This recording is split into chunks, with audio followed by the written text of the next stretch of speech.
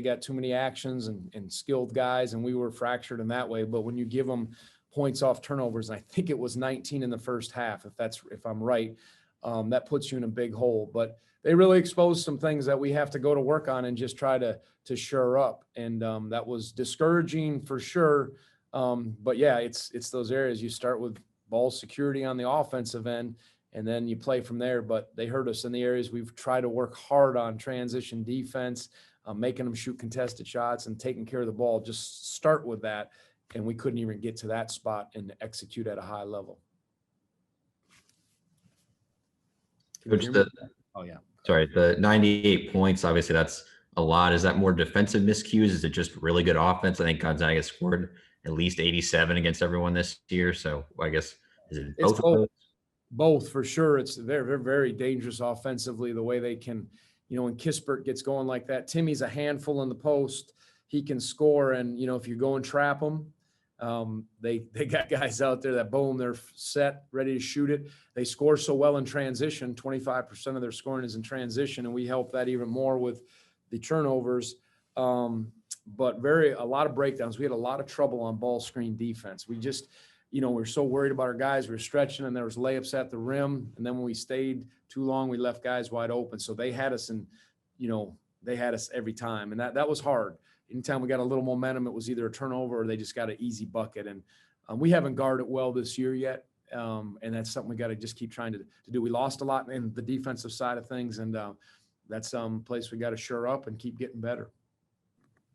Tony, big picture, do you have any regrets about taking this game, going out there and playing, or is this kind of the learning experience that you need to have? I have regrets of, how poorly we played and getting beat this much, but absolutely not. We needed this. We got our game canceled against Michigan State and Villanova, Florida, and, we got beat by San Francisco. We barely beat Kent State. We needed to play against some teams that are, high major caliber. So this is the first time, and we weren't ready for it. I mean, it was too much. But I think you can't hide forever and just, you got to know, look, we got some warts. We got to go to work on those. These are some deficiencies. So now how do we play to get back in games? Because, now conference play starts and everyone's got talented guys. And there's talented guys on the non-conference teams we played, but this was important, but painful. And I wish it wasn't as poor as the showing as it was, but you sometimes have to be able to know, well, who are we? Where are we really at? And again, I know Gonzaga's great, but we made them even look better than great tonight. And that was discouraging, but this is now where you say, all right, will we grow from it? Will we stay unified and come back ready the next time? All right. Our next three questions will be from Jerry Ratcliffe, Danielle Stein, and Gene Wong. Hi, Tony. Bill Raftery said during the broadcast today that he would like to see your team a month from now after you can get the chemistry and all those things going. How much can a team change in that length of time, and how forward are you looking to seeing that day? Yeah, we're going to have to. You always have a choice. You can kind of stay the same, which won't be good enough, or you can improve, or you can even go the other direction. And there's no guarantees. It's what you do with, a reality check or a hard, I guess, being exposed like that. So I hope we'll get better. I hope we're still shuffling a little bit with personnel, things like that. But that's the hope, that from this game, taking it would show us what we needed to see, as uncomfortable as that is. And now you really go to work at it. I think these are some things we thought, but until something like this happens, you say, okay, this is reality. So now we go to work, get ready for obviously ACC play with Notre Dame, and we must improve. If we don't, it'll be a very, very hard year. And that's, again, reality. Going into the half, you guys went on that 7-0 run. What would you say the message was at that half? Did you guys have any extra added motivation at that point that you guys were still in it, and where did it kind of transpire for the second half? No, it was a pretty intense halftime. It was about fighting. It was about soundness and toughness and growing. Gonzaga, they almost were kind of looking at it. You just could feel it. And so I thought some guys it was a bit overwhelming for some. It was new experiences. And some, it's like, we got to fight everything you got to do those things we talked about. So, and then we start the first half, second half, turnover. Boom, they're down there, and it just, we couldn't get a handle on things. So they had us pretty much most possessions. And I was hoping we get off to a better start to be in it, but I don't think we didn't have a place in that game today. We didn't. We couldn't stop them for consecutive times and make them earn. And then, offensively, we touched the paint and did some things. And, I know the guys, that's hard, but now we go to work. Yeah, Tony, you mentioned not guarded well at all this season. ACC play right around the corner. Are there quick fixes? If so, what are they? Or is it just a matter of, or you have to have time to get the chemistry going? Because, ACC starting pretty quickly. There's not quick fixes. I mean, you just have to, it's a mindset. Defense is so much about your heart and your mind.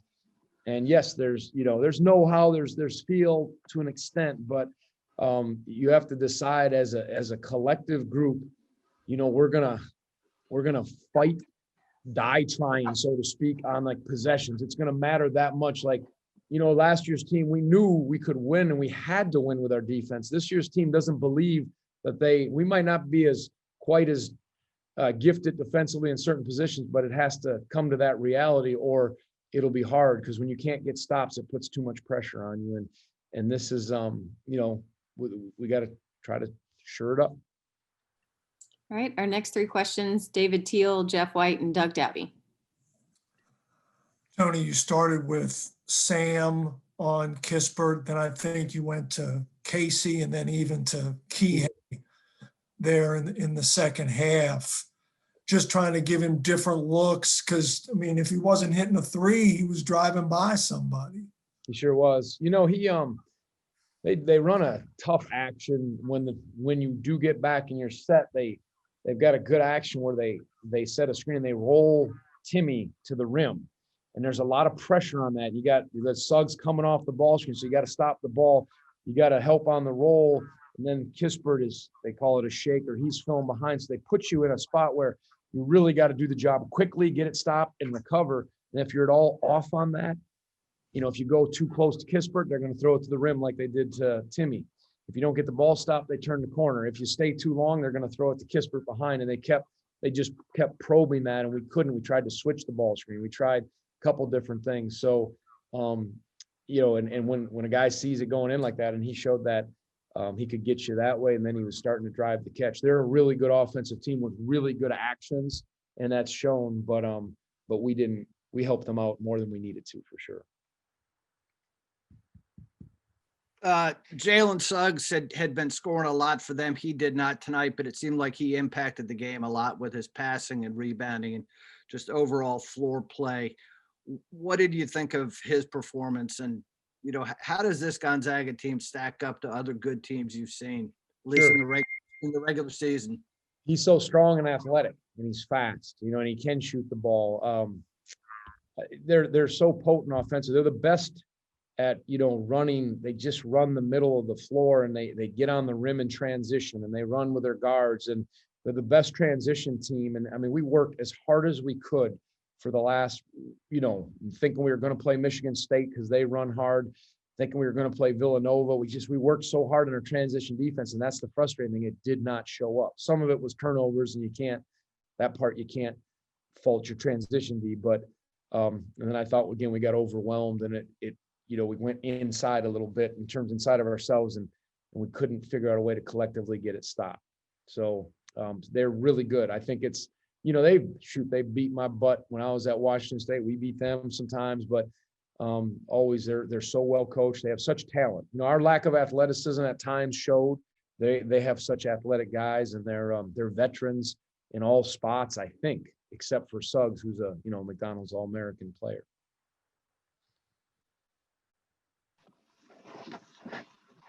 Tony, it seems as if some of the younger guys were playing with a lot of fire at the end, like Casey Morsell. Did you see anything good there at the end? It's what you do, Doug. You just say, hey, listen, I don't care what the score is. Can we just fight and try to get some stuff going? Because these are important minutes. So, yeah, those guys didn't lay down. They took their foot off the gas. They played different personnel. But I thought Justin gave us good heart. Poppy, when he came in, gave us good heart.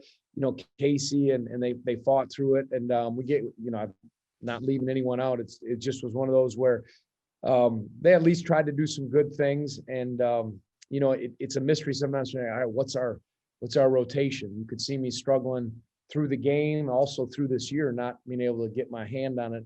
And we'll keep working for that. But yep, those guys didn't lay down. And, we kind of talked to the bench, no matter what, stay alive and stay together. And same message in the locker room after. This is about, us coming together and fighting together for being as good as we can be. I think we were kind of playing selfishly on the defensive end, not helping each other. They just, I don't know, the actions that they ran, it just put us in tough spots. And we just didn't do what we practiced pretty much. Kihei, coach said a few guys, it seemed like maybe got a little bit overwhelmed by Gonzaga or maybe the stage or whatever. I was curious, would you agree with that assessment? And I guess sort of what was the vibe among the team when you fell down so much early and tried to make a comeback? No, I think we had the right mindset in trying to come back. But yeah, I definitely think that a couple of us were scared. I don't know if it was because we were playing Gonzaga at the moment, but you could kind of feel it a little bit.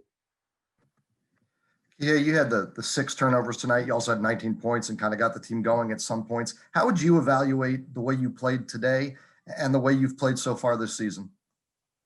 Yeah, 6 turnovers. You're not going to win if you're point guard and your leader has that. I don't think I played that well. I mean, I did.